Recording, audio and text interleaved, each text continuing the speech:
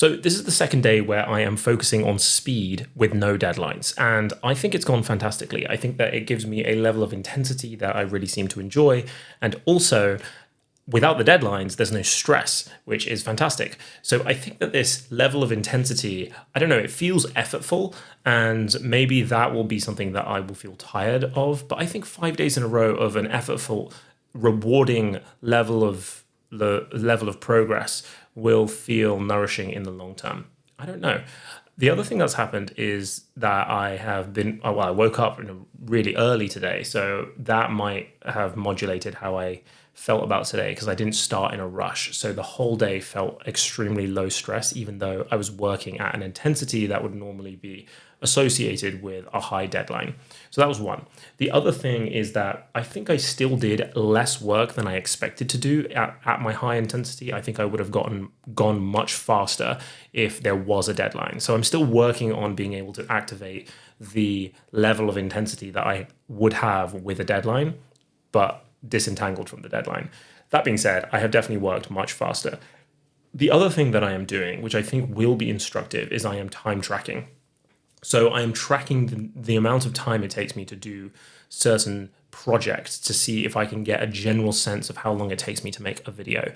Not this video, answer in progress video. So researching, scripting, all of that stuff. So those are the two things that I have been doing today that I think have been productive and in the meta level of trying to improve the way that I work.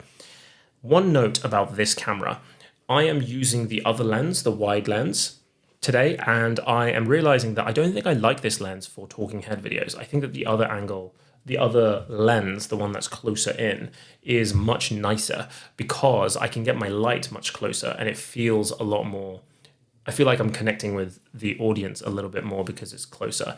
The thing I think this lens will be good for is when I am vlogging, because the wide field of view means that I can carry it around. And I think it feels a little bit more iPhone-y in terms of the angle that it provides.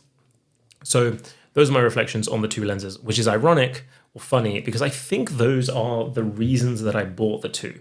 I think I bought this one for vlogging and I bought this one for sit-down talking heads. I do think I still want to get a zoom lens to see if I can cover a lot more creative angles. The thing that I have also been learning today is lighting.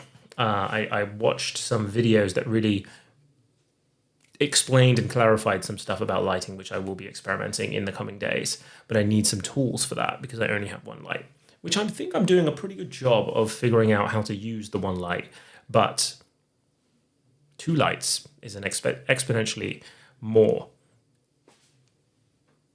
in my tool set, if that makes sense. What I'm trying to say is two lights will give me exponentially more options in my tool set. That was the word I was looking for. Anyway, that's all my thoughts for today. I am excited to wrap up the day again at a reasonable time and also feeling pretty rewarded. I really stumbled over my words today.